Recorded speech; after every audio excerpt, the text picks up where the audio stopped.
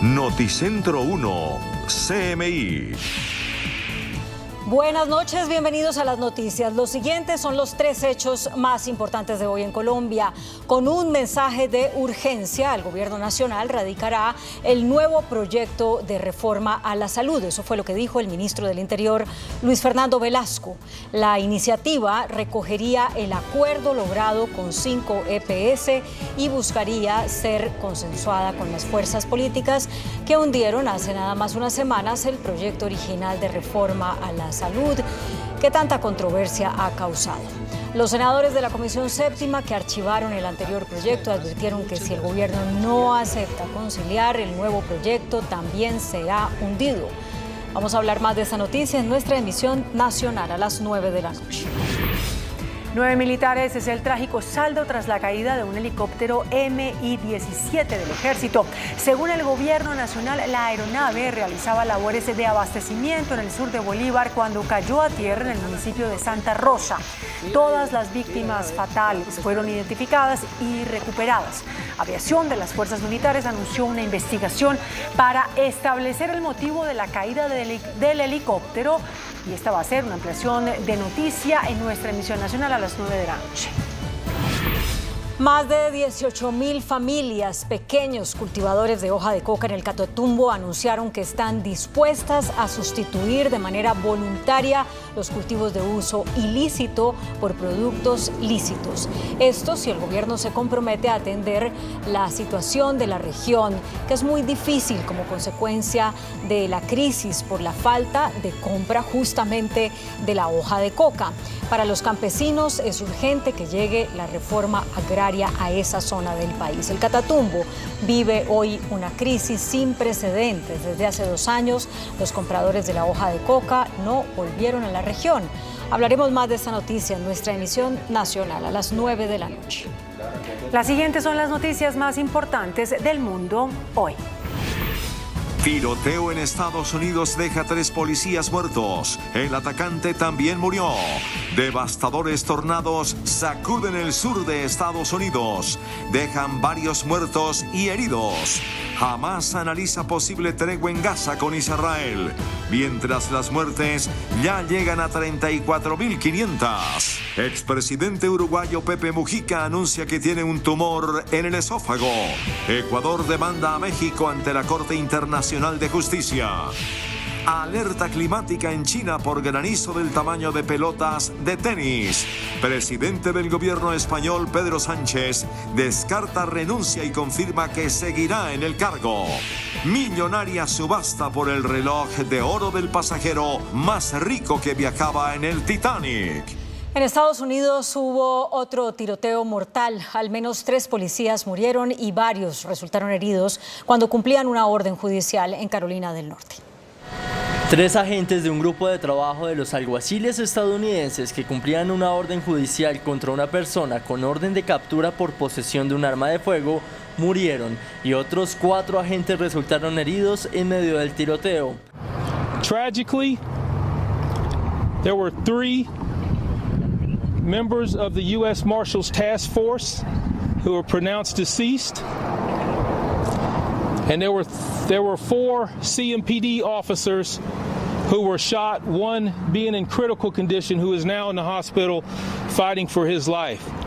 A total of 8 law enforcement officers were shot by the suspects in this house. Muchas carreteras de la zona se cerraron para que las ambulancias pudieran llegar más rápido a los hospitales. Por su parte, la gobernadora de Carolina del Norte dijo que estaba en contacto con las autoridades de Charlotte y ofreció todos los recursos estatales para ayudar.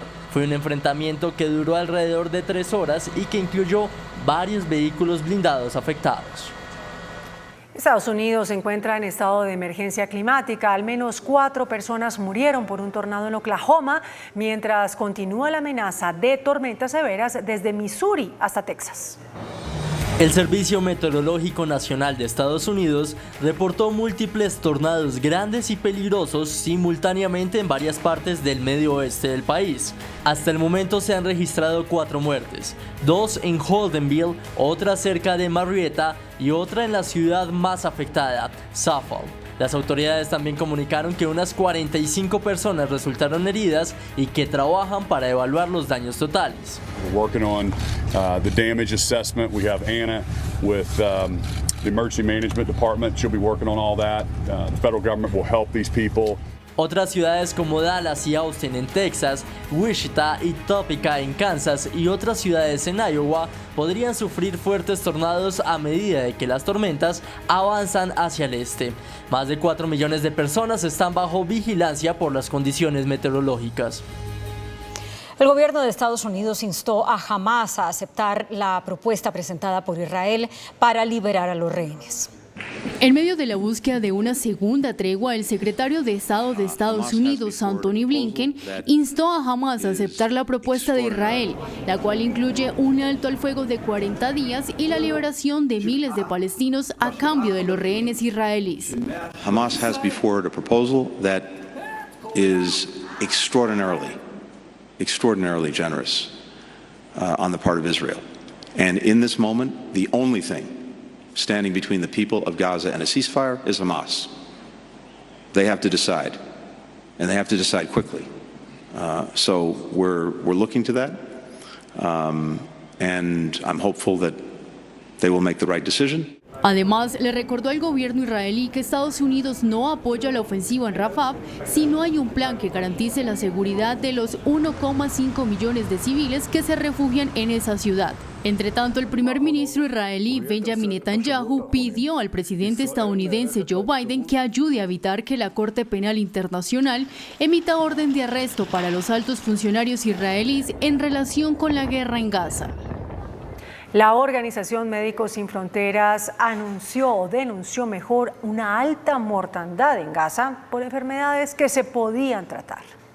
Tras el colapso de la mitad del sistema sanitario en la Franja de Gaza por 200 días de guerra entre Israel y Hamás, en la cual al menos 34.400 personas han perdido la vida, la Organización de Médicos Sin Fronteras, en un informe titulado Muertes Silenciosas, revelan que las muertes en Gaza se deben también por enfermedades tratables como neumonía, desnutrición, entre otras. En Rafah, donde se hacina más de 1 millón de desplazados, las condiciones de vida actuales no son propicias para la supervivencia, ya que existe una escasez desesperada de agua potable para beber, mientras que la basura y las aguas residuales sin tratar se acumulan, lo que provocan una serie de infecciones. Además, denuncian un número creciente en casos sospechosos de hepatitis A, y entre enero y marzo de este año haber tratado a 216 niños menores de 5 años por desnutrición aguda, moderada o grave, de los cuales la mayoría no han sobrevivido. Y aumentan las manifestaciones pro-Palestina en universidades de Estados Unidos. Las exigencias de los estudiantes es que detengan las protestas y se multiplican cada día. Tras más de 2 semanas de protestas pro-palestinas, los estudiantes universitarios se niegan a finalizar las manifestaciones hasta que el gobierno estadounidense, en conjunto de las universidades, aprueben una serie de solicitudes requeridas. Entre ellas, los alumnos piden a las instituciones a que no inviertan los fondos propios en compañías vinculadas a Israel o que proveen insumos para su esfuerzo de guerra contra Hamás. También pretenden que las universidades estadounidenses cancelen todos los acuerdos académicos con casas de altos estudios en Israel y exigen el alto al fuego inmediato en la franja. Sin embargo, las directivas universitarias han manifestado que no ejecutarán ninguna de las peticiones. Entre tanto, al menos 800 estudiantes en 20 universidades diferentes han sido arrestados. El expresidente uruguayo de 88 años, José Mujica, anunció que tiene cáncer de esófago. El exmandatario, por medio de una rueda de prensa, dijo que en su caso la enfermedad es algo muy complejo de tratar porque de base padece una enfermedad inmunológica desde hace 20 años que le afectó los riñones, lo que le dificultaría recibir quimioterapia o someterse a una cirugía. Sin embargo, los médicos están evaluando de qué manera tratar su enfermedad. El expresidente del Perú, Alberto Fujimori, fue ingresado en una clínica de su país. Ahí se le realizará un nuevo procedimiento quirúrgico relacionado con un tumor que le fue encontrado en la lengua. De acuerdo con su hija, el objetivo de la intervención es realizar una biopsia para confirmar la naturaleza exacta de la enfermedad y determinar entonces si el tumor es maligno o benigno, dependiendo de lo cual se decidirá el tratamiento a brindarle. Ecuador contrademandó a México ante la Corte Internacional de Justicia por aislar al ex vicepresidente Jorge Glass.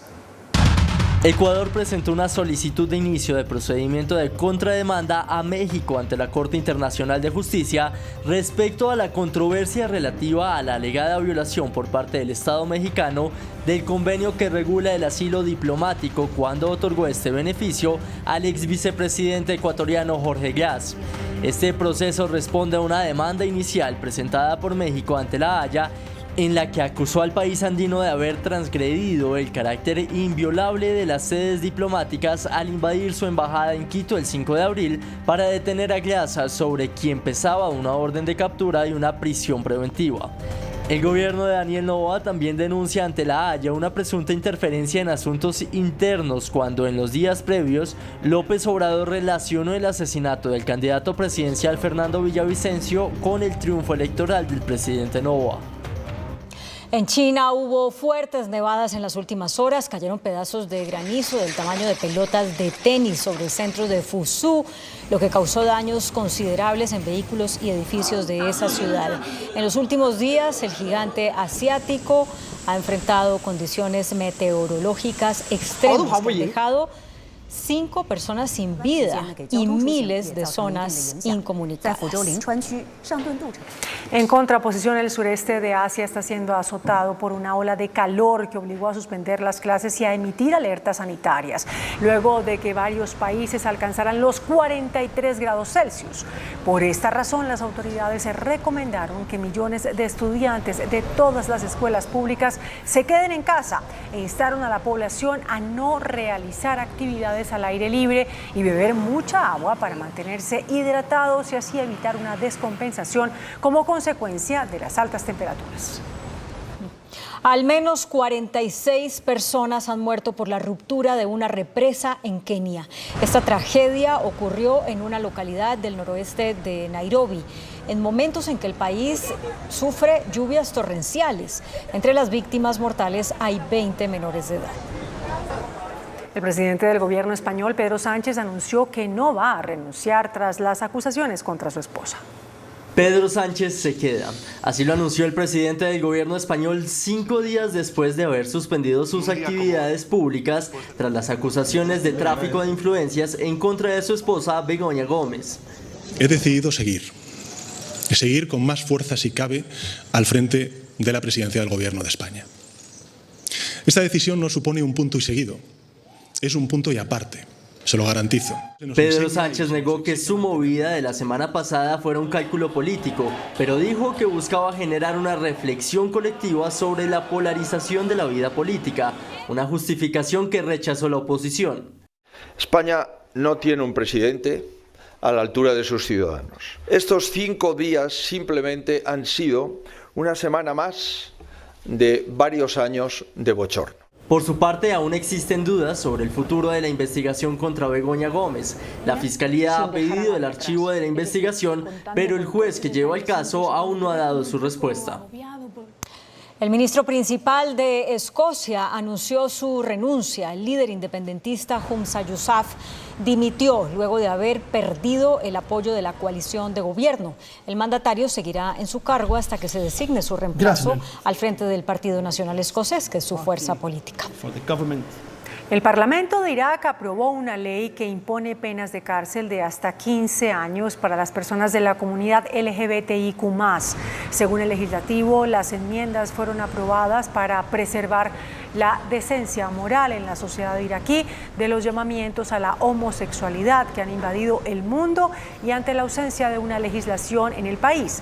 Según el Parlamento iraquí, se debe castigar de forma disuasoria esos actos, incluyendo a aquellos que los promueven.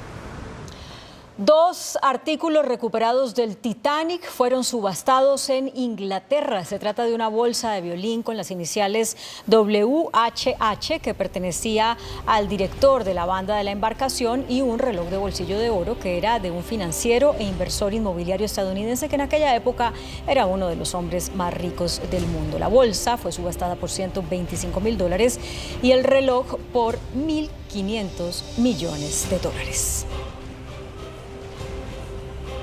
Un grupo de científicos asiáticos presentaron un nuevo sistema para manipular plantas carnívoras a distancia. Estas plantas carnívoras están siendo manipuladas desde la distancia.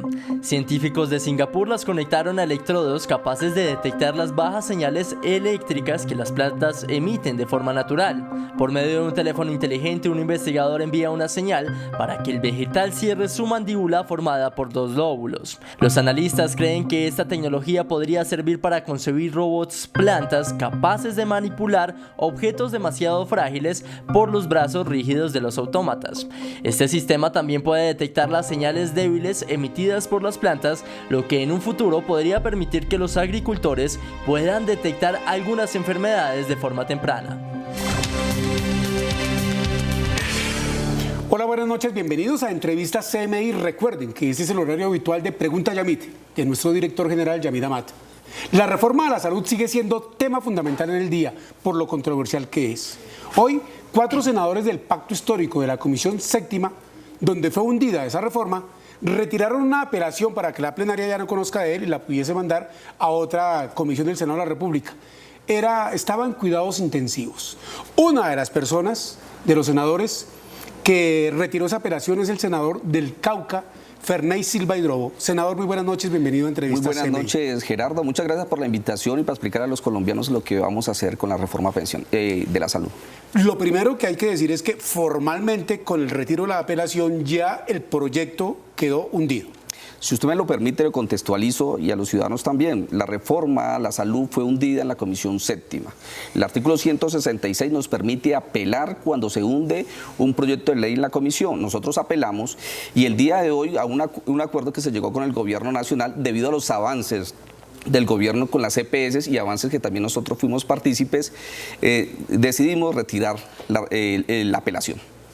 Retirada la apelación, en una reunión que ustedes tuvieron en la Secretaría General del Senado con el ministro del Interior, Luis Fernando Velasco, a la salida, en una entrevista que le hice al ministro, me anunció que va a ser presentado un nuevo proyecto de reforma a la salud con mensaje de urgencia. Eso fue lo que acordaron. Básicamente se acordó espacios fundamentales. El primero es que esta reforma a la salud la necesita el país.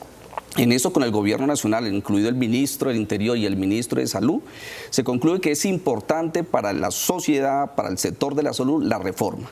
Lo segundo es que no pueden haber 2 proyectos en camino. Una, la solicitud de revivirla a través del proyecto de apelación, y la otra, la que se viene avanzando, donde con 5 EPS, los congresistas, varios congresistas del pacto veníamos conversando y que finalmente retomó el gobierno y llegó a un preacuerdo, digamos así, con muchas EPS. Entonces, habían 2 caminos, decidimos solamente tener un solo camino para transformar la salud. Es decir, lo que usted nos manifiesta es que ese es un requisito, el retirar la apelación para que muera formalmente la primera reforma a la salud que había hundido la Comisión Séptima, y se pueda tramitar otro proyecto. Sí, para nosotros era fundamental, había que dirimir esa diferencia y creemos que con la conversación que tuvimos, tanto con el ministro de Salud como con el de Interior, se solucionó, digamos, la situación que estábamos viviendo. Por eso decidimos que los 3 congresistas, Marta Peralta, Wilson Arias y Oscar Restrepo, incluidos nosotros, decidimos finalmente en consenso retirar por solicitud del gobierno la apelación. Retirada esa apelación y anunciado el nuevo proyecto que debería ser radicado mañana antes de las marchas del 1 de mayo, de acuerdo con lo que ha conocido Noticentro 1 CMI y Entrevistas CMI, se armó un alboroto y un avispero en el Senado de la República. Ya comenzaron a decir que el gobierno Petro, usted oyó al doctor Miguel Uribe, al doctor Honorio Enríquez y a otros contradictores de la reforma a la salud, incluso el senador de Cambio Radical, Carlos Fernando Motoa, en el sentido de que quieren engañar a los colombianos con un proyecto que no ha sido consensuado. ¿Qué les respondería a usted a través de esta tribuna que tiene en esta entrevista? Quiero decirle a los colombianos que nosotros nos hemos reunido con mucha anterioridad con las EPS, con diferentes actores de la salud y hemos tratado de llegar a acuerdos. Lo que pasa es que hay algunos sectores políticos que quieren que la reforma a la salud sea que no haya reforma. Creo que en este momento la situación económica, técnica del sistema nos obliga a nosotros a hacer la reforma. Nosotros creemos que esta es otra oportunidad. La segunda oportunidad para que entiendan los colombianos que el gobierno y el Congreso de la República está con apertura para escuchar, dialogar y consensuar la reforma a la salud. No puede ser posible que digan ahora que cuando queremos tener apertura, otra vez queremos no dialogar. Este es el resultado, Gerardo, de lo que se ha hecho el gobierno nacional. ASEMI, diferentes EPS, hoy están de acuerdo con la reforma a la salud. La están pidiendo y la necesitan. Es más, 5 EPS nos han dicho a nosotros que por favor es urgente la reforma a la salud para que esta crisis económica y financiera que tienen las EPS se pueda subsanar. Es decir, están de acuerdo diferentes sectores de la salud. Lo único que no están de acuerdo son los sectores de oposición que de manera irracional quieren bloquear una reforma que necesitan todos los colombianos. Pero los 8 senadores que hundieron la reforma a la salud y que suscribieron un documento que tengo aquí en mis manos, lo publicaron hoy, más Ana Paola Agudero del partido Mira, me refiero a Miguel Ángel Pinto del Partido Liberal, a Honorio Enríquez, a Lirio Barrera del Centro Democrático, a Lorena Ríos del Partido Colombia Justa Libres, han manifestado, entre otros, lo mismo que Berenice Bedoya, la ASI, que no le juegan a esa reforma. Sacaron este comunicado después de que ustedes anunciaron eso, porque dicen que no ha sido concertado y que no aborda los temas a pesar de que habría un acuerdo incipiente, dicen ellos, con la CPS, como usted lo manifiesta. Sí.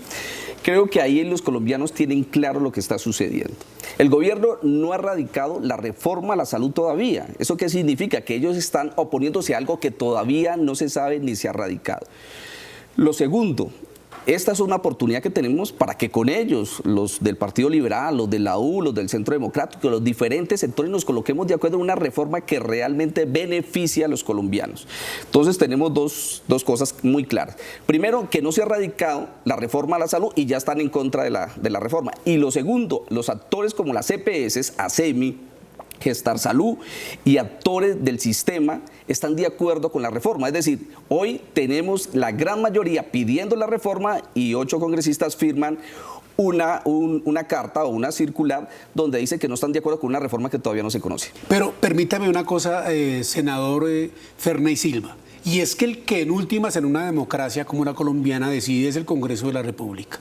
Y esos señores lo que alegan es que el gobierno no ha consensuado con ellos, no ha pedido. Yo sé que la reforma lleva más de un año de discusión, de debate público en el Congreso de la República también, que ha tenido foros, que ha tenido audiencias, pero en últimas quienes votan son ellos. Y quienes dicen, no nos habían contado hasta hoy, todo el mundo suponía eso, que iban a presentar una reforma con mensaje de urgencia, pero los que votan son ellos. No es claro que con quien se debe consensuar, aparte de médicos, enfermeras, todos los actores del sector, es con los congresistas. Exactamente. Nosotros consideramos que cuando se radique la reforma va a ser sujeto de revisión de los aportes de los mismos congresistas que hoy están firmando esta carta. Entonces, lo que nosotros los convocamos a ellos es para que en esos debates que vamos a hacer en la Comisión Séptima, en esos debates donde van a haber modificaciones, los diferentes actores se pueden expresar y de los cuales nosotros estamos atentos para atender esas recomendaciones, podamos llevarla a cabo. Es decir, los invitamos a ellos que antes de cualquier posición tengamos la posibilidad de dialogar, de expresarnos. El acuerdo político y social que requiere el país lo queremos plasmar en hechos como este, una reforma a la salud donde todos se puedan expresar. Pero ahí, como usted lo ve, hay ciertas prevenciones injustificadas aún. Pero permítame ser abogado del diablo aquí. El ministro del Interior anunció un mensaje de urgencia. Y el mensaje de urgencia supone que las comisiones séptimas, tanto de Senado, de la cual hace parte usted, como Cámara de Representantes, van a sesionar de manera conjunta para acortar los términos legislativos mediante los cuales es aprobado un proyecto de ley. Si la aprueban ahí, pasaría a las plenarias de Senado y Cámara y se ahorran unas semanas de trámite legislativo.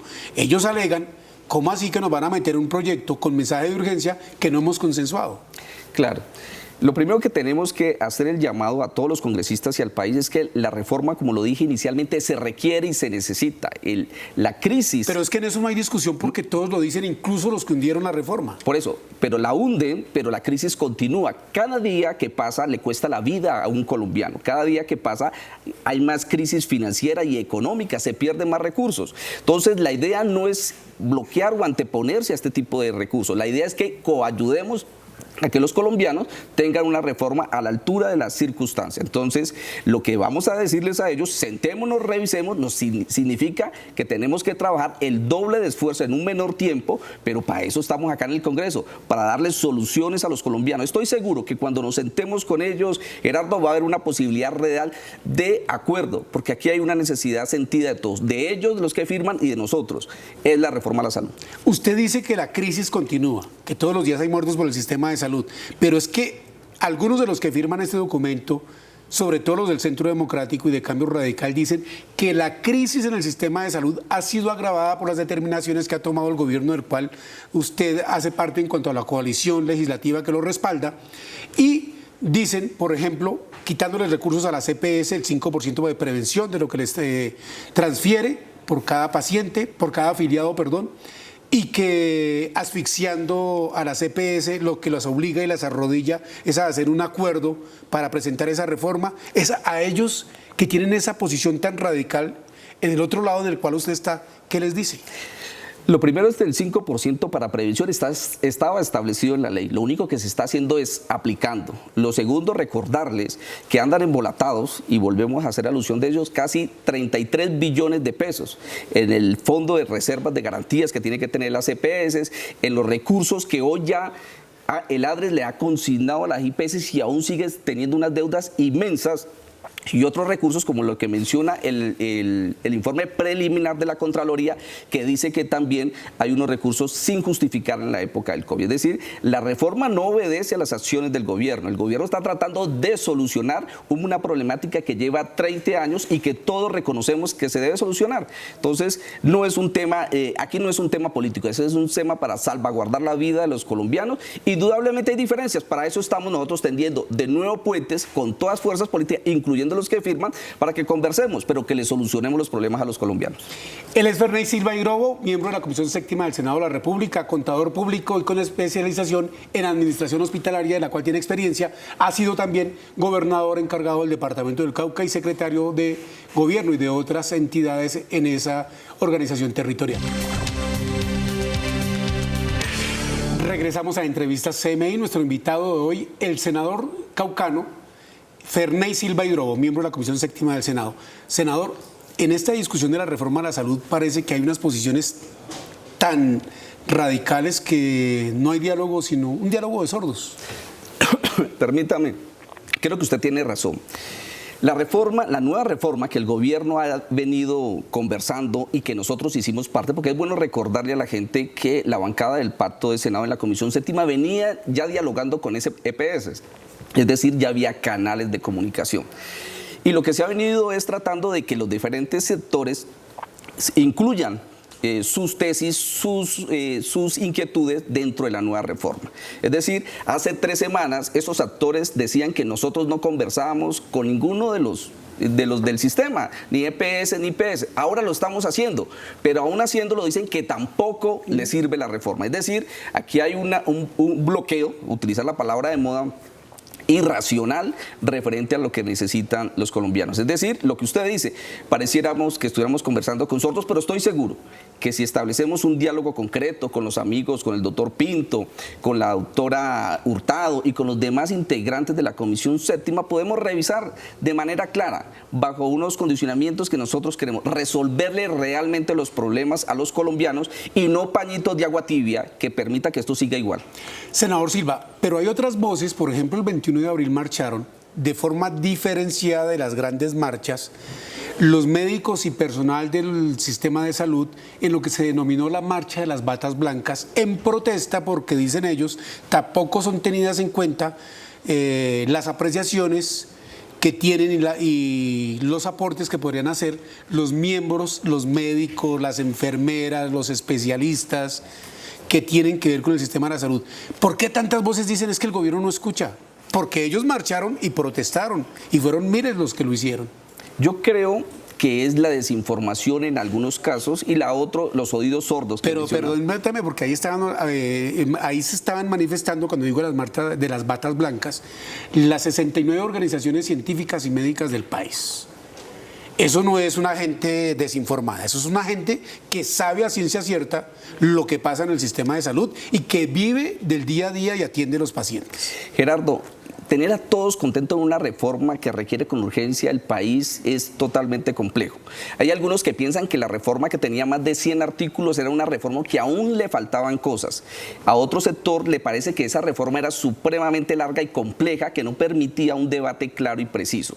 Indudablemente lo que nosotros buscamos es que esos sectores se expresen, pero no podemos hacer una reforma a la medida de cada sector social o técnico del país. Creo que se han escuchado, hay la nueva oportunidad de escucharla, vamos a escuchar la gente que marchó el 21 de marzo, este es un gobierno de 21 de abril, es un gobierno que quiere escuchar, que quiere que la gente aporte, pero que entendamos de una vez por todas que no son con oídos sordos con que se resuelven los problemas de los colombianos, que tiene que ser con reformas. Que esas reformas tocan intereses, claro, y que atrás de esos intereses hay personas que no quieren que suceda absolutamente, claro, eso también hay que entenderlo y eso también hay que contarle a los colombianos. Senador Ferney Silva, mañana va a ser radicada la reforma con mensaje de urgencia, ¿verdad? Esperamos que así sea, el gobierno aún está en ese tema, esperamos que así sea y con mensaje de urgencia la tramitaremos para que los colombianos, los comités técnicos, científicos, la sociedad en general pueda tener la tranquilidad que será escuchada. Será mucho más corta, más resumida, pero sobre todo contará con la participación de todos los sectores, incluidos los políticos que están en el Congreso de la República representados. Y en últimas es el Congreso de la República el que decidirá si nuevamente hunde esta reforma a la salud, la nueva que dice usted está más consensuada, o la pasa. No puedo desaprovechar la oportunidad para preguntarles sobre su tierra. Usted nació en Santander de Quilichao, usted ha sido funcionario en varias administraciones de la gobernación del Cauca, ha sido gobernador encargado. ¿Qué es lo que está pasando en el Cauca con esta matazón, con cuentagotas que todos los días no deja familias de su departamento enlutadas? Nuestro departamento ha sufrido de indiferencia en las últimas décadas, por no decir años, y allá se han resumido temas de minería ilegal, de problemas de tierra, hay que reconocernos étnicamente, hay unas diferencias, y también de narcotráfico. Yo creo que esos males acaecidos hace décadas se vienen acumulando. Cuando se atacan esos grupos o cuando se atacan esa economía ilegal, indudablemente hay unos efectos colaterales. Le hemos pedido al gobierno nacional aumentar el pie de fuerza, que lo viene haciendo. Lo segundo, aumentar la inversión social que es necesaria. Y tercero, que se convierta el Cauca en una mesa especial de diálogo que permita resolver directamente con los actores los problemas del derecho internacional humanitario, lo que está ocasionando pues los asesinatos y las muertes. Pero aquí hay una gente, hay unos actores que hay que decirlos claramente. Esos actores no quieren negociar ni llegar al acuerdo de paz, viven de la economía ilegal y hoy tienen esos efectos colaterales cuando se les ataca o se les trata de cambiar esa economía. Quienes están mandando, por ejemplo, en el Cañón del Micay y en el Plateado son las disidencias de alias Iván Mordisco, ¿verdad? Que se enfrentan también a las disidencias de Iván Márquez.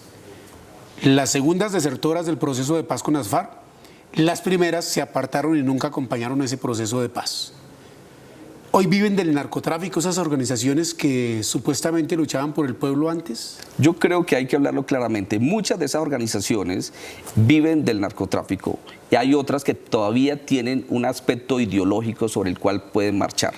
Lo que le está atendiendo este gobierno a través de la paz total es la posibilidad de que puedan instalar de nuevo en la vida civil. Creo que es una mano tendida, es una mano que realmente necesita el país, pero que ellos son la consecuencia de muchas décadas de abandono y de indiferencia, sectores supremamente complejos en el Cauca y alejados de la urbanidad.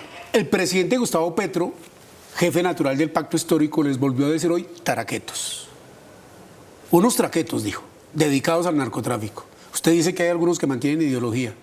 Sí, hay algunos sectores que... Pero el presidente les dice traquetos. Sí, es que la mayoría de estos sectores, y hay que decirlo, la mayoría de esos sectores tienen una economía ilegal como base de su sustentación y supervivencia, y sobre esa base se alimentan. Entonces, hay unos sectores de esos que son traquetos, eso sí hay que reconocerlo, pero también tengo que decir que hay unos sectores que ideológicamente todavía permanecen dentro de ese camino y que en ambos casos hay que buscar la paz y el ejercicio a través de la autoridad, de la inversión social y de la negociación, que es el camino para la paz. ¿Qué concepto le merece a usted el que el director nacional de la policía, el general William René Salamanca, haya dicho: yo no puedo mandar policías al Plateado porque no hay seguridad? Claro, lo dice en el contexto de que no va a mandar unos policías a que se los maten, como ocurre con esas emboscadas, pero se supone que es el Estado, la policía y el ejército el que debe cuidar precisamente a la población civil, y que el director de la policía diga: no puedo mandar policías porque me los matan. No debe quedar ningún rincón del país sin que haya soberanía en nuestro territorio, eso tiene que quedar claro, y la fuerza pública debe hacer ese ejercicio de soberanía. Entonces digamos que la apreciación del general Salamanca tiene que ir acompañada de una respuesta y una solución. La soberanía por encima de cualquier cosa, y la policía y el ejército tienen que llegar a esos rincones, no hay excusas. El senador Ferney Silva Hidrobo, nuestro invitado de hoy en la entrevista CMI, uno de los miembros de la Comisión Séptima que retiró la apelación que había hecho para que el gobierno pueda radicar mañana una nueva reforma a la salud.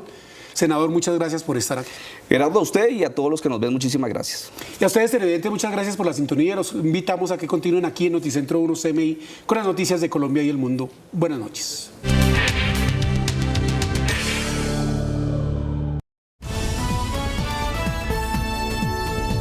Noticentro 1 CMI.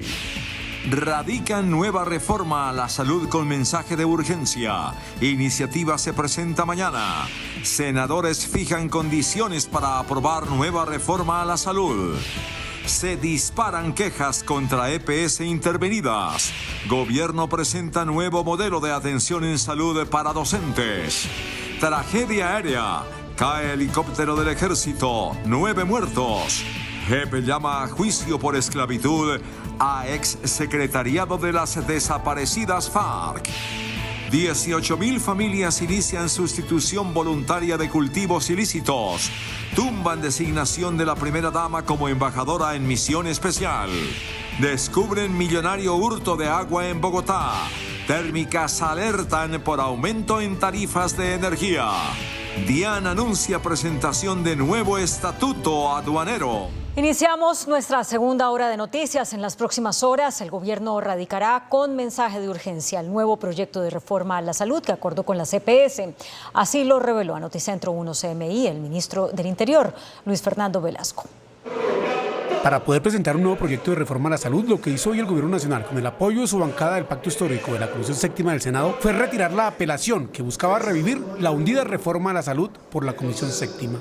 En el espíritu de un acuerdo nacional para hacer una buena reforma, para acercar a las distintas fuerzas políticas. Habrán algunas que evidentemente no quieren cambiar el modelo y entenderemos su oposición, pero estamos construyendo cada vez más un consenso, el diálogo que se tuvieron inclusive con las principales EPS del país. El nuevo proyecto, de acuerdo con lo manifestado por el ministro del Interior, ya tiene gran parte de consenso. Y para acortar los tiempos del trámite que debe surtir un proyecto de ley, el Gobierno Nacional enviaría mensaje de urgencia para que las comisiones séptimas sesionen en conjunto. Debería ser así, para lograr avanzar, porque es que además muchas de las cosas ya se conciliaron. El trabajo que hicieron los ponentes de Cámara y Senado, el trabajo que hizo la Cámara no es un trabajo menor, ustedes son testigos. Ya se ha avanzado mucho, pues recojamos lo avanzado y tratemos de terminar los acuerdos en lo que falta. Si nada cambia, mañana mismo el gobierno radicaría en la Secretaría General del Senado el proyecto de reforma a la salud antes de las marchas del 1 de mayo. Los 9 senadores que hundieron la reforma a la salud en la Comisión Séptima advirtieron que no conocen el nuevo proyecto de reforma anunciado por el Gobierno Nacional y también que si no hay consenso volverán a votar en contra de la iniciativa. El primer proyecto de reforma a la salud presentado por el gobierno del presidente Gustavo Petro fue hundido por la Comisión Séptima por 9 de sus 14 miembros. Hoy, 8 de ellos ratificaron que no le juegan al nuevo proyecto. Vemos con preocupación el texto acordado entre algunas EPS y el gobierno nacional. Consideramos que es un error radicar un texto que no ha sido examinado y concertado con los demás actores del sistema y que se insiste en desconocer la voz de los pacientes, de los usuarios, del talento humano de la salud, la academia y expertos en la materia.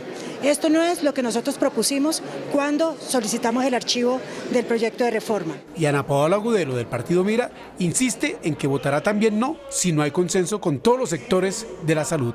En su momento dijimos que hacíamos un llamado al consenso, donde se va a acordar no solo con las EPS, sino con el sector de los pacientes, con el talento en salud, por supuesto con los congresistas también que tenemos nuestras propuestas, pero no conozco este texto sobre el que están trabajando. 10 puntos para lograr consensos expresaron los congresistas de la Comisión Séptima del Senado, donde debe ser debatida la nueva reforma. Y entre tanto, la Superintendencia de Salud reportó un aumento en las quejas contra las EPS intervenidas. El superintendente Luis Carlos Leal aseguró que esta situación no obedece a la mala calidad de los servicios.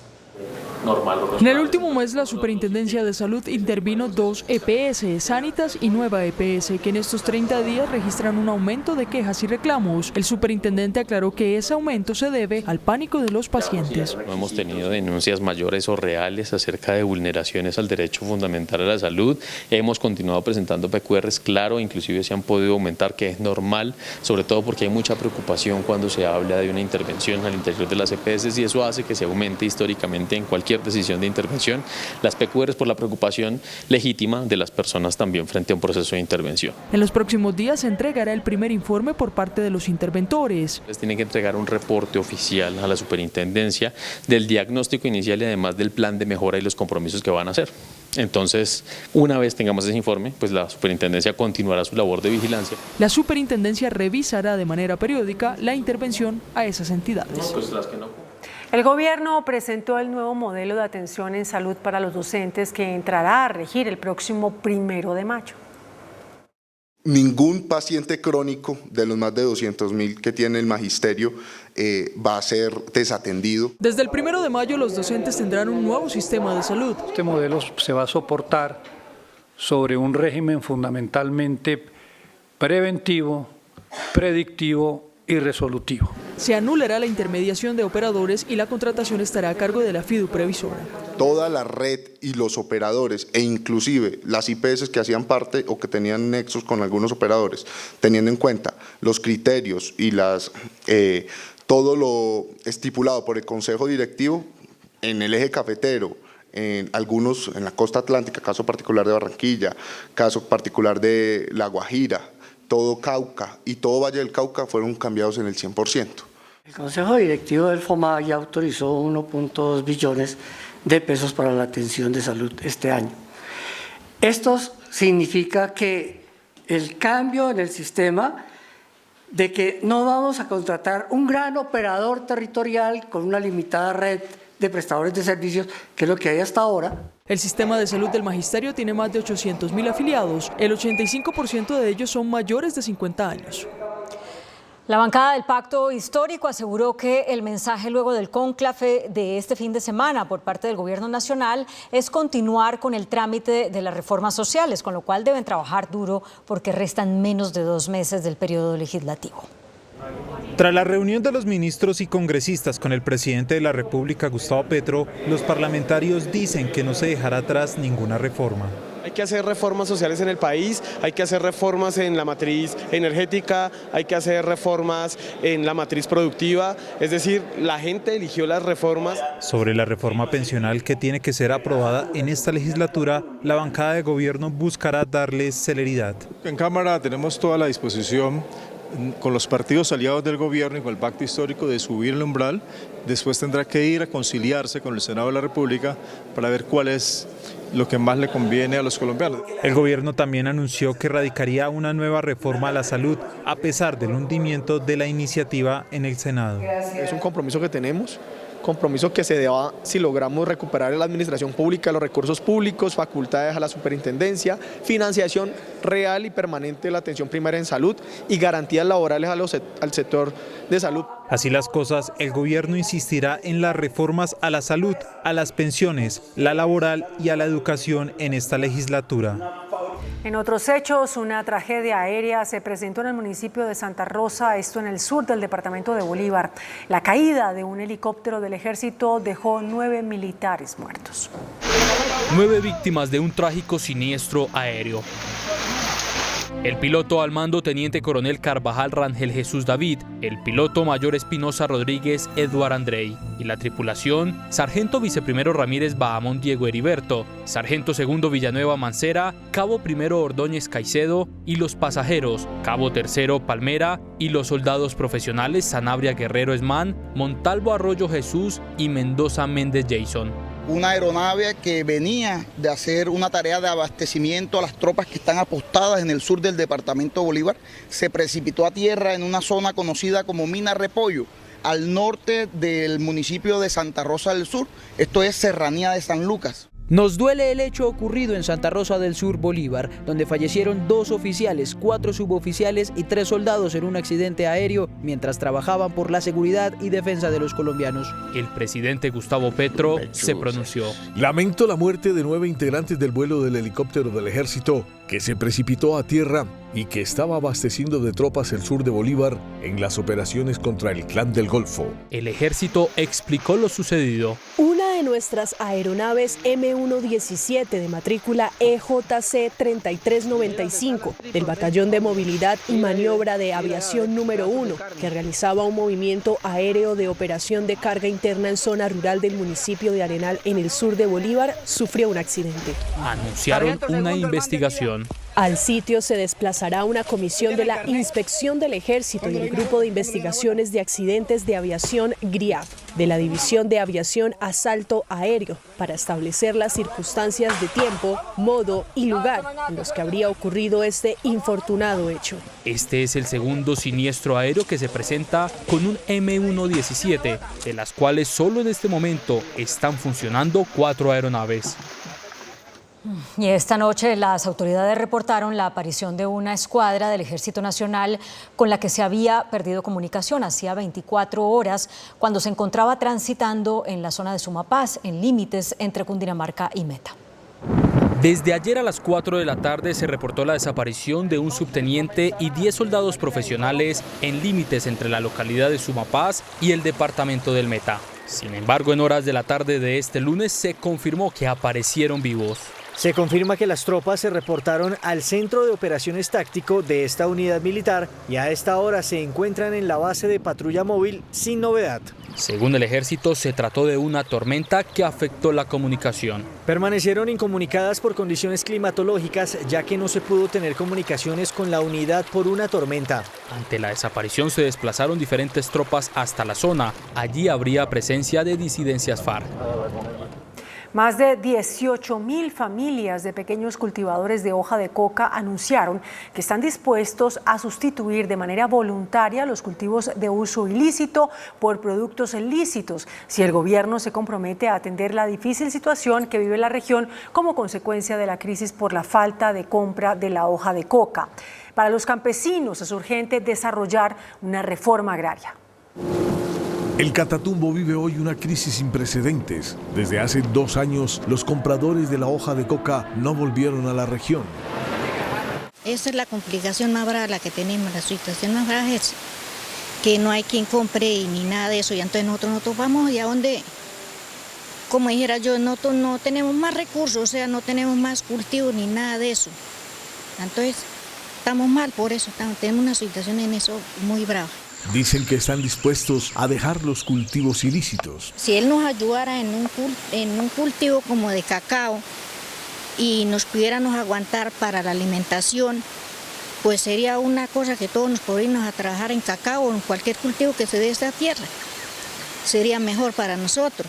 La profunda crisis cocalera aquí en el Catatumbo ha llevado a que incluso el famoso intercambio o trueque entre productos de la canasta básica familiar por gramos de la pasta de coca sea suspendido. Un hecho sin precedentes que ha llevado a los pequeños productores de hoja de coca a empezar un programa de sustitución voluntaria de cultivos ilícitos por cultivos lícitos. Es el caso de Benavides Velázquez, quien ya inició el cambio de sus cultivos, confiado en los anuncios del gobierno. En el caso mío, personalmente, yo tenía 2 hectáreas de coca. Estoy sustituyendo, ya arrancado una hectárea y voy a plantar otro cultivo, en este caso el tema del frijol, para ver cómo me va. Como él, muchas familias del Catatumbo quieren vivir una nueva historia. Se caracterizaron más de 18.000 familias. ¿Qué quiere decir eso? Que la gente tiene voluntad, que la gente quiere sustituir. Benavides formó parte de la primera escuela regional de jóvenes del Catatumbo como parte de los acuerdos de la mesa en la que estuvieron presentes integrantes de la Delegación de Paz del Gobierno y del bloque del Estado Mayor Central que se mantiene en las negociaciones de paz. Varios exministros de Justicia lanzaron fuertes cuestionamientos a la política antidrogas del gobierno de Gustavo Petro. Esto fue durante un evento académico. Yo diría que ha sido un fracaso, porque ensayamos las dos cosas, ensayamos la confrontación, ensayamos la negociación, y el problema sigue ahí, se distorsionó el delito político, y hoy el gobierno le está dando trato de delincuentes políticos a narcos rasos. En mi opinión, el desacierto más grande de la política de la República de Colombia contra las drogas ha sido la falta de carácter de la República de Colombia. Combatimos el narcotráfico en una forma, luego lo combatimos de la otra, luego no lo combatimos. El actual ministro de Justicia admitió que nada cambiará si la política global no cambia. La política de Estado solo será exitosa el día que logre volverse política internacional, porque el asunto de las drogas no es un asunto solamente interno de Colombia. Y respondió a la crítica de Alfonso Gómez Méndez. Tienen estatus político como grupos rebeldes el ELN y se ha venido pensando también en disidencias de las FARC. La Jurisdicción Especial para la Paz ratificó el llamado a juicio al antiguo secretariado de las FARC por los crímenes de lesa humanidad, de esclavitud, tortura, violencia sexual y secuestro. La imputación contra el antiguo secretariado de las FARC se había dado a conocer en el año 2021 por parte de la Sala de Reconocimiento de la JEP, que cerró el caso el pasado noviembre. Hoy, el Tribunal para la Paz la ratifica y anuncia que habrá sentencia en los próximos meses. De los trabajos forzados impuestos a las víctimas no fueron consentidos y se caracterizaron por el control y abuso como medio para el desarrollo de trabajos, las amenazas de muerte o peligro para la integridad en el caso de no realizar los trabajos e incluso como consecuencia de la falta de capacidad de pago por las víctimas.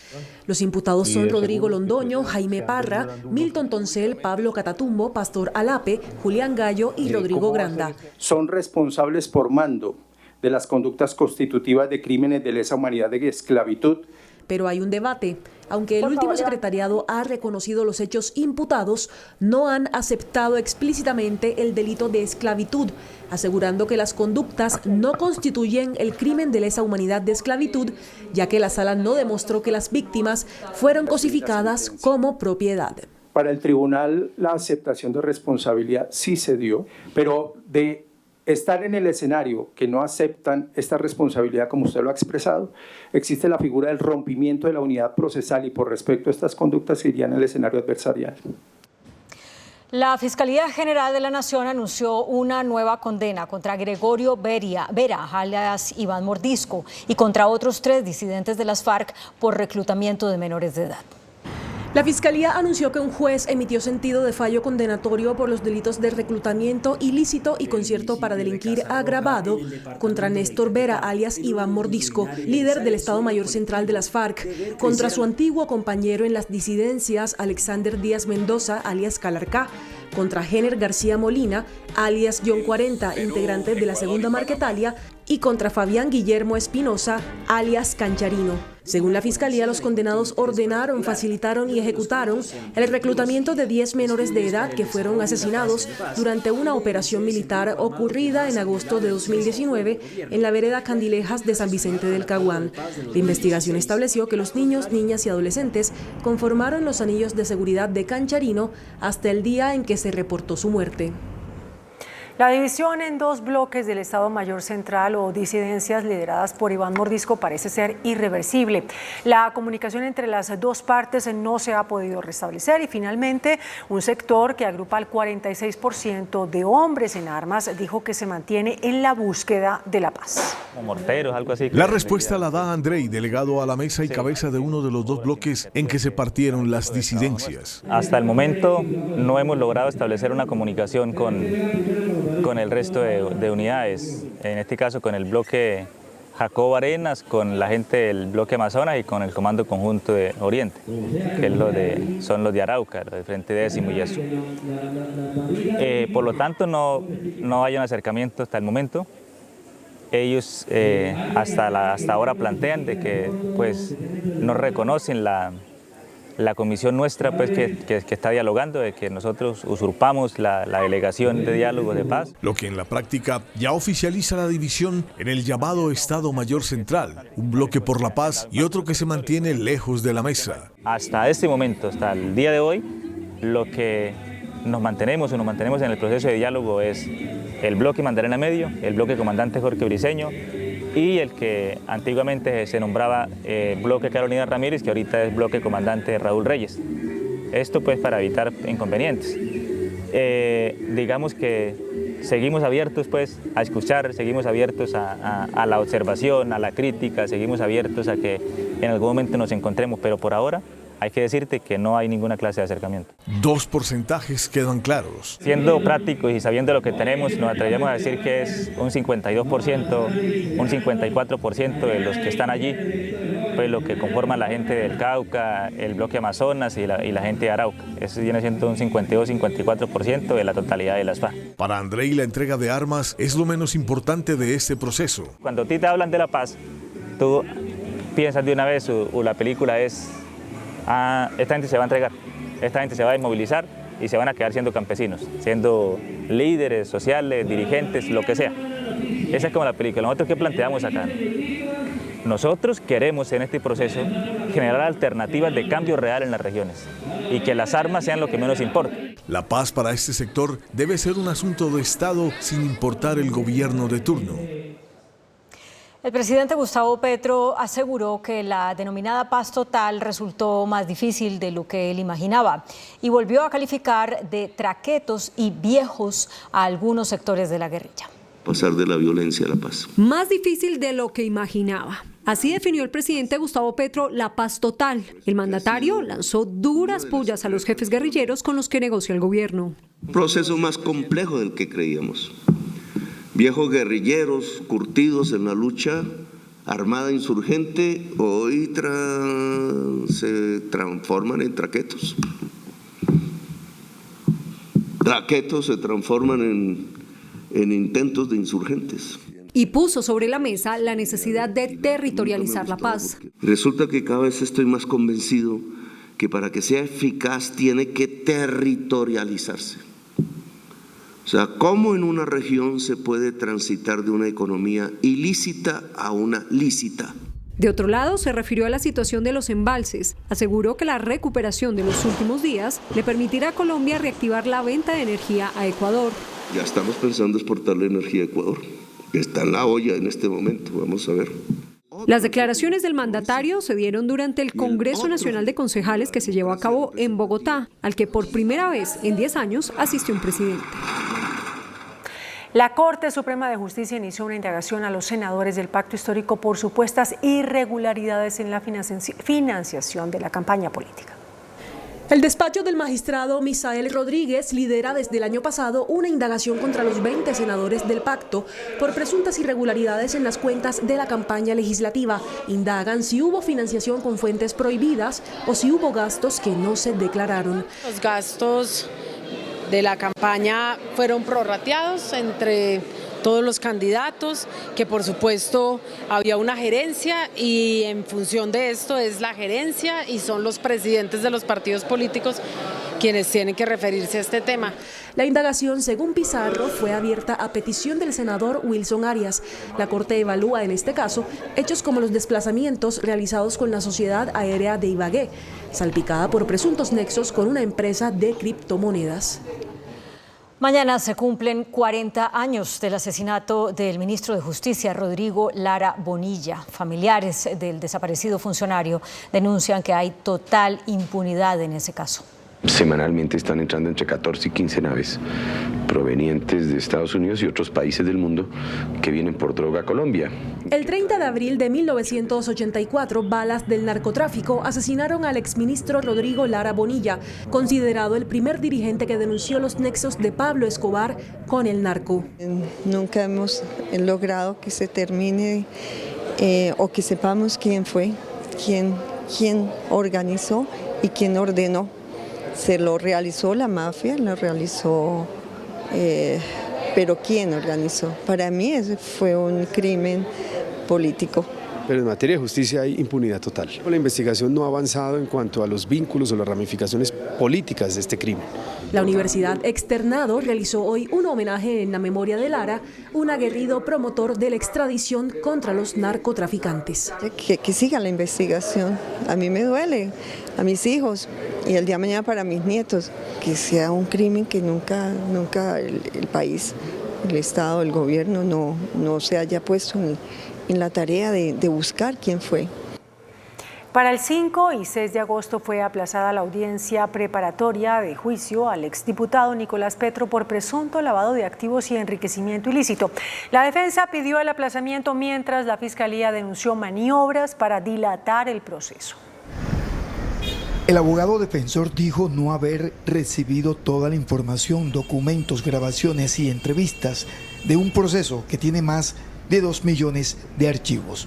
El volumen de la información versus el tiempo que ha tenido esta defensa para poder analizarla. 2, las actividades investigativas y defensivas que se encuentran en este momento en ejecución. 3, que el descubrimiento ha sido incompleto. Que desde el 11 de enero hasta el 29 de abril se pueda llevar a cabo la audiencia preparatoria.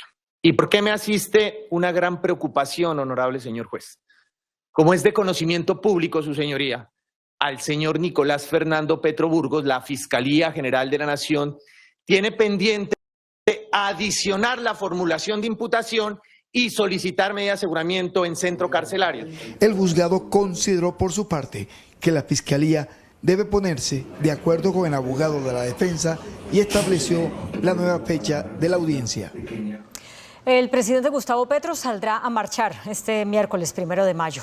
A través de su cuenta en X, el mandatario confirmó que liderará la movilización con la que busca defender la reforma pensional de cara a su debate en la Cámara de Representantes. La marcha convocada por el gobierno iniciará en el Parque Nacional y terminará en la Plaza de Bolívar. Ahí el jefe de Estado hará una intervención pública. La alcaldía de Bogotá dijo que está garantizada la tarima. Esos que gritan. En diálogo con Noticentro 1CMI, el magistrado José Elber Muñoz, presidente del Tribunal Administrativo de Cundinamarca, reveló las razones por las cuales esa corporación tumbó la designación como embajadora en misión especial de la primera dama Verónica Alcocer. Desde el Tribunal Administrativo de Cundinamarca se explicó el por qué se anuló el nombramiento como embajadora en misión especial a la primera dama, esposa del presidente Gustavo Petro, Verónica Alcocer. El artículo 126 de la Constitución Política establece unas prohibiciones y unas inhabilidades específicamente del presidente de la República, que es el primer servidor público, para efectos de que no puede nombrar, ¿cierto?, a su cónyuge, a su compañera permanente en funciones que tengan que ver con el Estado. La restricción aplicaría a todas las primeras damas. Alcocer representó al país en visita al Vaticano. Lo que tiene que ver con el nombramiento del 13 y 14 es nulo, o sea, fue ilegal. Y hacia el futuro, digamos, el precedente judicial lo que establece es que precisamente cualquier ciudadano hacia el futuro, cuando encuentre que otro presidente o este mismo presidente haga nombramientos para misiones especiales, pues también pueden acudir a la acción electoral y ejercer este control que es tan importante. El primer viaje al Vaticano, donde se encontró con el Papa la primera dama, se dio entre el 12 y el 13 de enero de 2023. Los concejales del país denunciaron que se sienten abandonados por el gobierno. Solo en el último mes, 3 han sido asesinados y la gran mayoría no cuenta con un esquema de protección. Nos encontramos de luto. La inseguridad en los territorios tiene en alerta a los concejales del país. En el último mes han asesinado a 3 concejales, 2 concejales en el municipio de Tuluá y otro concejal en Viterbo, Caldas. Las cifras hablan por sí solas. Colombia tiene más de 12.000 concejales, pero solo 13 cuentan con esquema de protección. Es una situación que se viene presentando desde hace muchas décadas, donde los concejales han estado solos y abandonados por el gobierno nacional. Pese a las amenazas constantes, la única protección para los concejales son celulares, chalecos y algunos vehículos, de los cuales más de la mitad están en Bogotá. Todos ellos habían denunciado, señor presidente, amenazas contra su vida y su integridad, pero ninguno de ellos tenía un esquema real de protección. Por eso piden medidas urgentes al gobierno nacional, sobre todo en los municipios del suroccidente del país. La suspensión de un desalojo en un lote del municipio de Caucasia, en Antioquia, ocasionó un choque entre el gobernador de ese departamento, Andrés Julián Rendón, y la Sociedad de Activos Especiales. El terreno de 379 hectáreas, propiedad de la Sociedad de Activos Especiales, está ocupado por más de 5.000 familias. El problema ahora creció a nivel institucional. El gobernador criticó a la SAE por desistir de una solicitud para retirar a la población asentada. Pero el gobierno nacional no para de sorprendernos. La misma SAE, entidad del orden nacional, ordenó desistir del proceso de recuperación del predio. ¿Sientan acaso un precedente que justifica cualquier invasión a la propiedad privada? Lo que está haciendo la SAE es entender que hay una situación que se ha presentado que tiene connotaciones humanitarias, donde debe primar el diálogo, donde la constitución política nos impone a nosotros buscar alternativa para poblaciones vulnerables que se han asentado allí. En la zona hay denuncias por arriendos ilegales con exigencias de fechas y distribución de espacios. En Pereira avanza la investigación por la desaparición del sacerdote Darío Valencia. Una persona sospechosa en el caso del sacerdote Darío Valencia fue detenida por las autoridades en Francia y se encuentra a la espera que sea trasladada a la ciudad de Pereira por su presunta participación en la desaparición del sacerdote el pasado jueves 25 de abril. Nos habíamos comunicado con las autoridades de este país, lo retuvieron allí un tiempo, tratamos de lograr que lo deportaran a Colombia, pero finalmente las autoridades de París dijeron que como no había todavía un fallo condenatorio en su contra, pues no lo podían deportar. Se espera que en las próximas horas se entreguen más detalles de este hecho, del sospechoso de la desaparición del párroco y se dé con su pronto paradero. Las autoridades descubrieron un millonario robo de agua que estaba realizando una empresa de jardinería en Soacha. El valor de la cantidad de líquido hurtado supera los 660 millones de pesos. Un hidrante interceptado de manera ilegal era la fuente de suministro de agua de toda una empresa de jardinería que funcionaba en el sector de Casucá, en el municipio de Soacha. Identificó a una persona que estaba manipulando un hidrante. Al indagarlo por la autorización que tenía para hacer esa manipulación, manifestó no tenerla. El fraude era cercano a los 120.000 metros cúbicos de agua, lo que significa un valor de 663 millones de pesos que no se facturaron. La empresa arriba al sitio, adelanta las respectivas revisiones y efectivamente identifica que hay una manguera que se está conectando al hidrante y que surte de agua a una fábrica aquí en el barrio de Casuca Industrial de Soacha. El líquido hurtado en este caso se acerca al consumo bimestral de al menos 6.178 hogares. Según la Corporación Autónoma Regional de Cundinamarca, CARE, el embalse de Chuza, el más grande del sistema Chingaza que surte de agua a Bogotá, tardaría 4 meses en estabilizarse con intensas lluvias y sin extraerle ni siquiera una gota de agua. No son alentadores los pronósticos referente al sistema Chingaza, encargado del suministro del 70% del agua que se consume en Bogotá. Su ocupación actual es del 16.15% y la meta que se había fijado el distrito era a finales de abril tener más de un 20% de ocupación. Ellos se recargan Desde la Corporación Autónoma de Cundinamarca sostienen que las lluvias que ya empiezan a llegar aún no son suficientes. Esto dijo el director de la corporación en un video compartido por redes sociales. Es más el agua que estamos extrayendo de ellos que el agua que les está ingresando. Claramente no vamos vamos a cumplir la meta de llevar el sistema Chingaza al 20% que se había establecido por parte de la Alcaldía Mayor de Bogotá. Conscientes de esta cruda realidad, desde el acueducto de Bogotá buscan otras alternativas de suministro y es por eso que acaban de poner nuevamente la planta Vitelma, ubicada en San Cristóbal, en funcionamiento. Esta planta aportará 300 litros por segundo y ayudará a reducir la producción de agua en Chingaza de hasta 200.000 hogares del sur de Bogotá. Mañana será presentado ante el Consejo de Bogotá el plan de desarrollo de la administración de Carlos Fernando Galán. La inversión total propuesta es de 115 billones de pesos. Bogotá camina segura. El nombre del Plan Distrital de Desarrollo que marcará la ruta de la administración de Carlos Fernando Galán será el mismo que el eslogan utilizado en campaña. Precisamente la seguridad será el eje central del documento. Y según lo confirmaron distintos miembros del gabinete distrital a este noticiero, la inversión en esa materia será de 6 billones de pesos, un 60% más de lo que se tuvo en el Plan Distrital de Desarrollo anterior. El sueldo de 2.000 policías que pagará el distrito será una de las novedades, pues esperan reforzar el pie de fuerza que ha sido disminuido en los últimos años.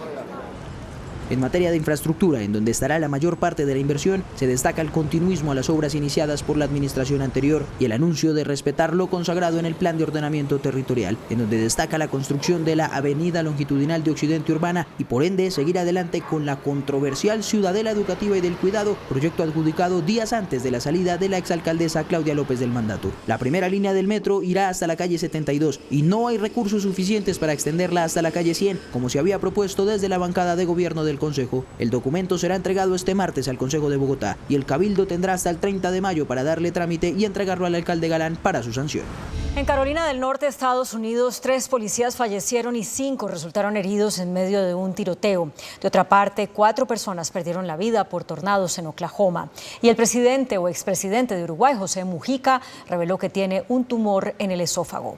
Las noticias del mundo en Noticentro 1 CMI. 3 policías fueron abatidos y 5 resultaron heridos en un tiroteo en el estado de Carolina del Norte. El hecho ocurrió mientras los alguaciles intentaban entregar una orden de arresto contra un delincuente convicto acusado de posesión de armas ilegales. Múltiples tornados azotaron Oklahoma, Estados Unidos, dejando sin vida a 5 personas, 45 heridas, cientos de casas, carros, vías destruidas y miles de damnificados. Además, ciudades como Dallas y Austin en Texas, Washita y Topeka en Kansas y otras zonas de Iowa podrían sufrir fuertes tornados a medida de que las tormentas avanzan hacia el este de Estados Unidos. Por medio de una rueda de prensa, el exmandatario de Uruguay de 88 años, José Mujica, anuncia que tiene cáncer de esófago, agregando que en su caso, este padecimiento es algo muy complejo de tratar, porque tiene una enfermedad inmunológica hace 20 años que le afectó los riñones, lo que genera dificultades para técnicas de quimioterapia o de cirugía. El Comité Intergremial de Energía pidió reducir la generación térmica con la llegada de las lluvias para evitar alza de tarifas. El Grupo Intergremial de Energía pidió una menor generación de las plantas térmicas para evitar alzas en las tarifas de energía. De acuerdo con el Comité del Atlántico, las lluvias han venido recuperando el nivel de los embalses, hoy en 32,06%. Con ello se puede modular la obligatoriedad de generar al máximo por parte de las térmicas. Este lunes ya bajó de 110 a 98 gigas kilovatio hora. Forzar la térmica lo que te obliga es a tener que pagarla vía otro mecanismo que no son los precios de bolsa, que no son los contratos, sino que el usuario lo termina pagando vía restricciones. Los aportes hídricos subieron a 98,55% día y se espera superar los riesgos de un racionamiento. A través de una carta, varios exministros de Minas rechazaron los cuestionamientos que le ha hecho el ministro de Minas actual, Andrés Camacho, a los exintegrantes de la Comisión de Regulación de Energía y Gas. En su cuenta de X, el ministro de Minas y Energía, Omar Andrés Camacho, dijo: la experticia de la CREC fue capturada por el mercado y en la CREC de gobiernos anteriores se tomaron las decisiones que ratifican el marco tarifario que hoy tenemos. ¿Cómo llegamos a que toda la carga tarifaria llegara a los usuarios? Necesitamos gente capacitada que no se deje comprar. Estas afirmaciones fueron rechazadas por diferentes actores del sector a través de una carta firmada por 32 exfuncionarios de los ministerios de Hacienda, de Minas y Energía Energía, de la Comisión de Regulación de Energía y Gas y otras entidades. Lo cual pues falta la verdad, y la primera parte de la carta lo que dice es que si hay evidencias de eso, pues el ministro tiene que exponerlas. Hizo un llamado al gobierno para que sea responsable con sus mensajes y se proponga a definir los miembros de la CREC de forma permanente. Lo que ha hecho es nombrar por encargo, que eso lo que demuestra es que no ha encontrado o no quiere que los expertos sean independientes del gobierno. Finalmente señaló que la entidad necesita de sus comisionados para la toma de decisiones que el país requiere en el mediano plazo. El director de la DIAN, Luis Carlos Reyes, anunció la presentación de un nuevo estatuto aduanero. El contrabando en el país representa 8.800 millones de dólares, unos 35 billones de pesos que afectan la dinámica de las empresas, en especial de sectores como los textiles, el cuero y el calzado. El gobierno anunció un nuevo estatuto aduanero que incluye declaración anticipada en importaciones para todas las compañías y el fortalecimiento de los controles tanto en puertos como en aeropuertos. Tiene una declaración tan genérica, pues casi cualquier cosa le cabe a eso, así que no va a haber causal para aprehender la mercancía o para llevar a la justicia a quien está intentando hacer este contrabando. El funcionario lanzó críticas al estatuto actual. El estatuto aduanero actual parece que lo hubieran escrito los contrabandistas. Y por eso es que hemos escrito uno nuevo que valora la legalidad, que valora la industria nacional. El 28% del contrabando viene de China y un 8% de Estados Unidos. Luego del cierre de la fábrica General Motors en Colombia, gremios de la industria automotriz le pidieron al gobierno que tome medidas urgentes para evitar la quiebra de varias empresas del sector. Que ensambla buses y camiones. Camilo Ginás, el presidente de la Asociación Colombiana de Fabricantes de Autopartes, hizo el siguiente llamado angustioso al gobierno para que tome medidas que impidan la quiebra del sector. Es la hora de que el gobierno intervenga, que conversemos en cadena y decirle, señores gobierno, necesitamos 2 o 3 medidas para recuperar mercado exterior y el mercado interno. Es la hora de las ayudas del gobierno. Sin el gobierno, esto puede caer en una cadena de cierre de empresas. ¿Cuántos empleos dependen de esta actividad en Colombia? 25.000 directos y 100.000 en toda la cadena. Acolfa, la ANDI y otros gremios relacionados con la cadena automotriz se reunirán para concertar un pliego de peticiones que será presentado al gobierno nacional. El Congreso de la República regulará el uso de los apartamentos empleados como hospedajes turísticos que se calcula llegan a los 120.000 en todo el país. El Congreso se alista para regular la propiedad horizontal que está siendo utilizada para turismo sin regulación. Una vivienda que se coloque para corta estancia tiene que cumplir con el Registro Nacional de Turismo. Regular para prevenir, regular para eliminar la explotación sexual infantil. Y es que serían más de 120.000 apartamentos y casas utilizadas para arrendamientos con fines turísticos, muchas de ellas sin ningún tipo de registro. Los hoteles pagan un sinnúmero, renta, IVA, impuestos hoteleros, la vivienda turística no. El Congreso adelantará una audiencia pública que será el sustento del proyecto de ley que será discutido en la Comisión Primera de la Cámara. El Centro de Estudios Económicos de ANIF publicó un análisis sobre la pobreza en Colombia. El estudio revela un aumento de las brechas entre hogares urbanos y rurales. Según el análisis de ANIF, aunque la pobreza tiende a disminuir, 71,4% de los hogares pobres tienen al menos un miembro empleado en un trabajo informal. Uno de los desafíos tiene que ver con el bajo logro educativo, que afecta al 39,4% de los hogares, y el rezago escolar a 24,3%. Preocupan las inequidades entre el campo y la ciudad.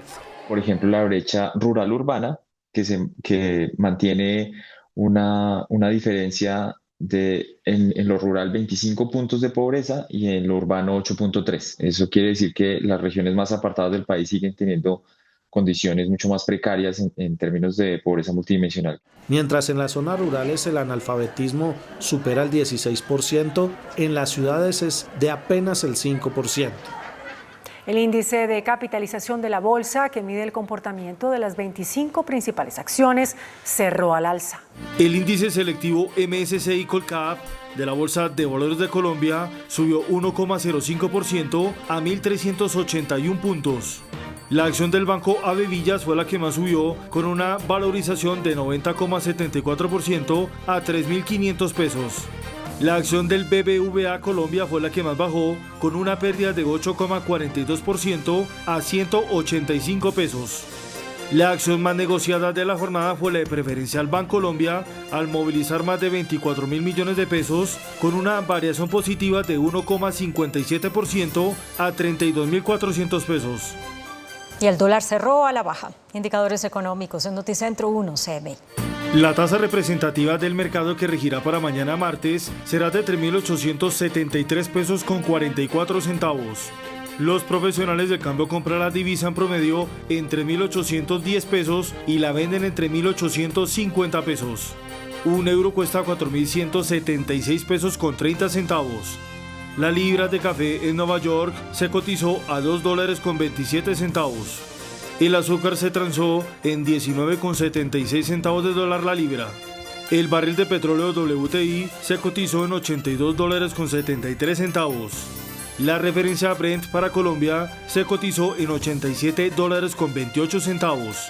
Una acción de Ecopetrol cuesta 2.310 pesos. Hasta aquí Noticentro 1 CMI.